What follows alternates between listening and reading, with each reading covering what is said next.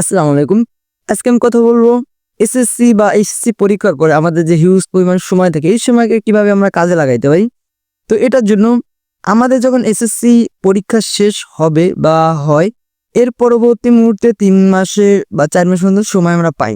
অ্যাডমিশনের জন্য প্রস্তুতি নেই। আবার অনেকে দেখা যাচ্ছে যে এই 3 মাস চিল করে বেড়ায়, ঘুরে বেড়ায়, আদার্স বিষয়গুলো করে বেড়ায়। তো এই ক্ষেত্রে আপনার জন্য কি সাজেশন হতে পারে? বর্তমান এই যুগের প্রেক্ষাপটে যদি আপনি এক্সট্রা কিছু না শিখেন, পড়াশোনার বাইরে এই যে ১০ বছর পড়াশোনা করছেন, ক্লাস 1 থেকে 10 পর্যন্ত কি করছেন? জাস্ট সাবজেক্ট বেস পড়াশোনা করছেন। এর বাইরেও যে এগুলা লাগে বেসিক্যালি সেটা হচ্ছে কমিউনিকেশন স্কিল, ইংলিশের স্কিল, ইংলিশে কথা বলার দক্ষতা, আপনার ডিজিটালি যে বিষয়গুলো আছে, digital marketing, graphics design, web design, web development, app development, এই যে বিষয়গুলো আছে এগুলো বুঝতে পারতে হবে বা এগুলো শিখতে পারতে হবে।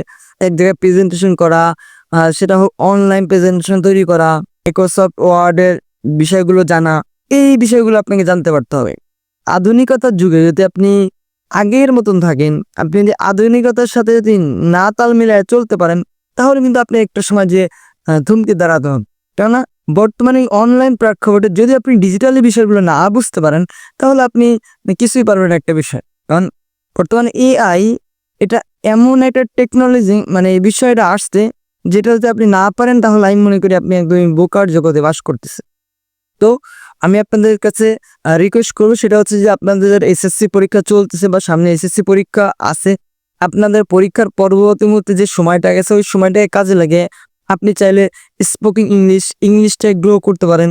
যেহেতু ইংলিশটা আমাদের বাংলাদেশের প্রেক্ষাপটে এটা যদি কোনো একজন ব্যক্তি ফুললি ভালো করে কমিউনিকেশন করতে পারে, সেক্ষেত্রে তার জন্য অনেক ভালো হেল্প হবে।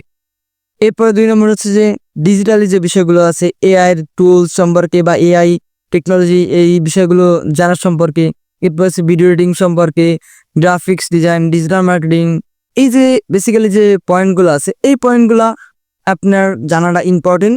সো আপনার যে ২ মাস বা ৩ মাস সময় থাকবে, ওই সময়টাকে আপনি রাইট জায়গায় কাজে লাগান।